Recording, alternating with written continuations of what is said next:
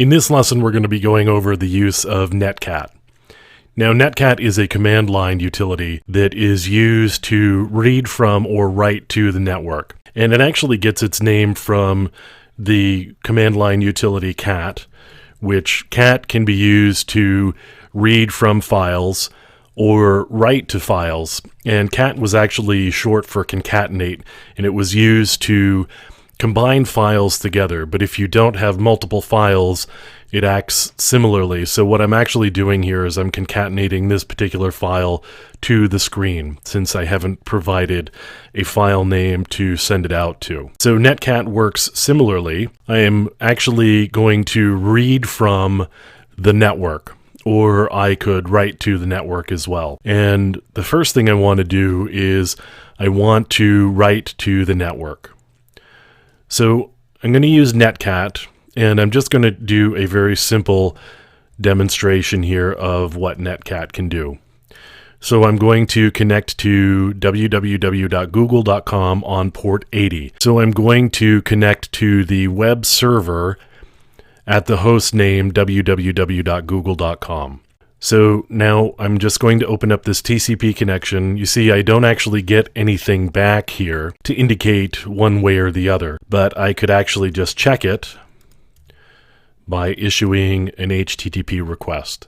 So if I issue that HTTP request, you see that I get a response, and this is actually the HTML that I'm getting back, as well as all of the JavaScript, which is actually what we're looking at here right now.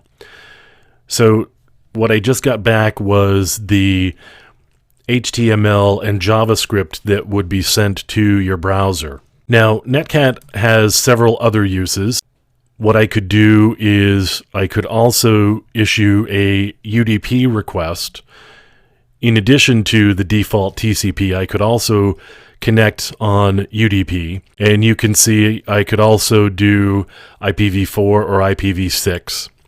Now, one of the other interesting things that I can do with Netcat is I could actually set it up to be a listener. So I've got a listener here, and I'm going to say listen on localhost, which is the loopback address. And I'm going to say just listen on port 5000. So now I've got a listener set up here, and I can actually open up a new terminal window. And now I'm going to use Netcat again. So I could do Netcat 127.0.0.1 on port 5000. And I'm connected, even though it doesn't actually say I'm connected. I'm connected.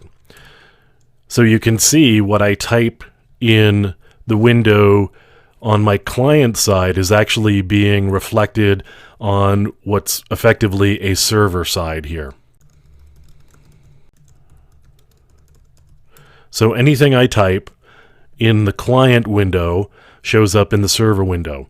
So you could actually set up a dummy server using Netcat and just the listener functionality of Netcat. So you could have a dummy server where somebody could connect, for example, and try to initiate an automatic connection to get mail, where you could collect usernames and passwords, just as an example.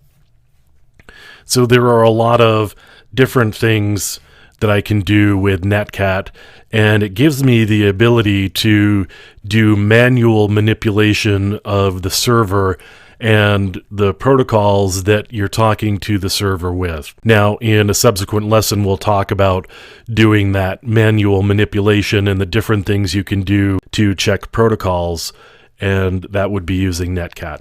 But this is just the basics of using Netcat to connect and to listen.